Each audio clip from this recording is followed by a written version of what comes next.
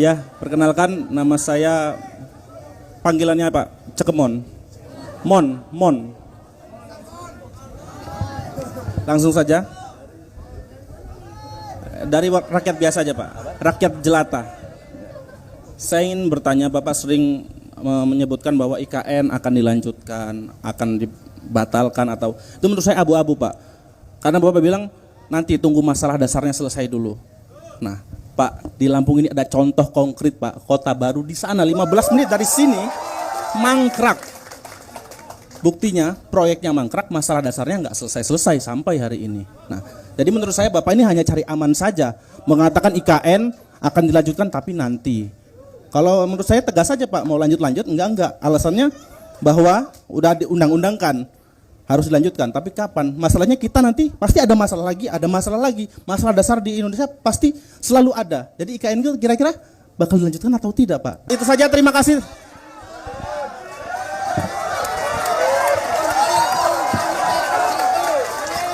Ya, ini saya tadi sebelum jangan. Kita harus menghormati pilihan, betul tidak? Iya. Bahkan menurut saya, Bung Mon ya panggilannya, Yai Mon ini adalah contoh seorang yang demokratis. Karena dia mau datang sebuah acara dan ketemu pasangan yang bukan yang dia dukung. Betul tidak? Nah, dan kita semua harus demokratis juga, menghormati. Inilah indahnya Indonesia, jangan dirusak, ya. Ya, nah, saya mau sampaikan begini. Jadi, kenapa IKN itu sudah sebagai sebuah proyek sudah ditetapkan oleh undang-undang, oke? Undang-undang. Nah, saya melihat pertanyaan paling mendasar, siapa yang akan menggunakan IKN itu?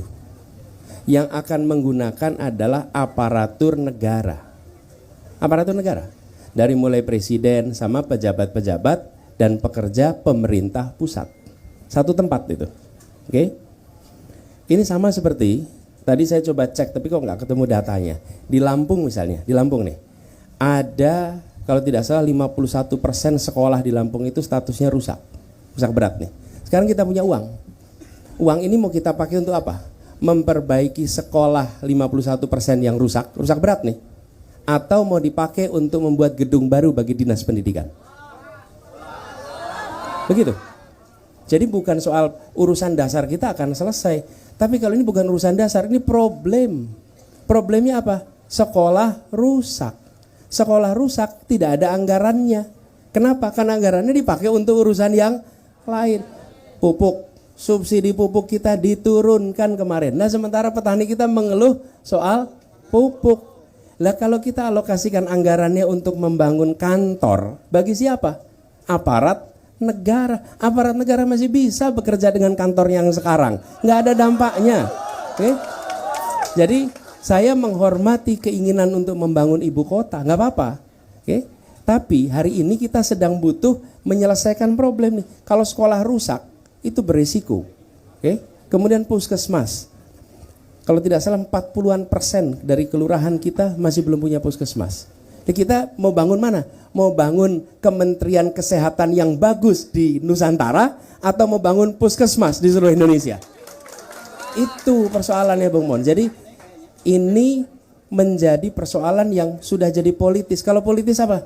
Pokoknya kalau saya mendukung si A, maka programnya saya harus dukung. Menurut saya harus objektif. Harus objektif. Objektif artinya apa? Kita menyatakan baik dan tidak berdasarkan penilaian objektif, bukan berdasarkan afiliasi politik. Jadi inilah sebabnya kenapa kita mendorong objektivitas, gitu ya. Dan yang kedua,